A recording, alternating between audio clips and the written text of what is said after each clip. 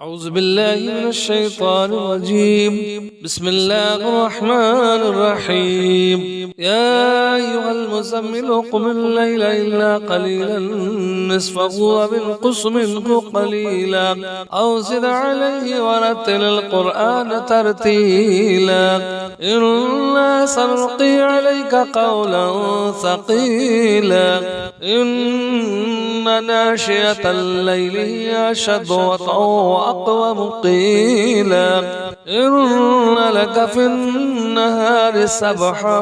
طويلا واذكر اسم ربك وتبتل إليه تبتيلا رب المشرق والمغرب لا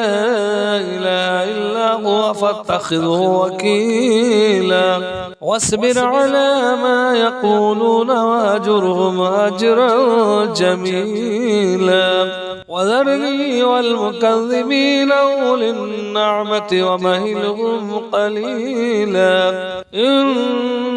لدينا أنكالا وجحيما وتاما ذا غصة وعذابا أليما يوم ترجف الأرض والجبال وكانت الجبال كثيما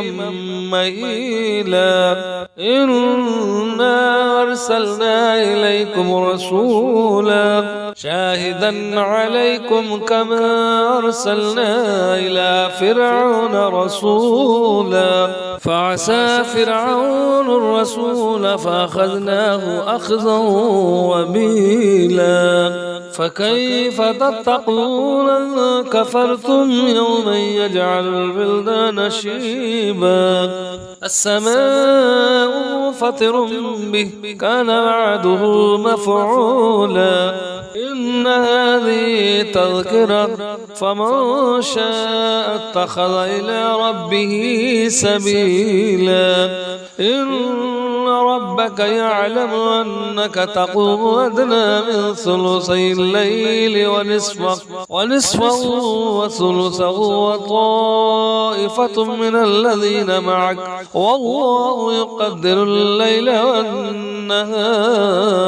علم أن لن تحصوا فتاب عليكم فاقرؤوا ما تيسر من القرآن علم أن سيكون منكم مرضى وآخرون يضربون في الأرض يبتغون من فضل الله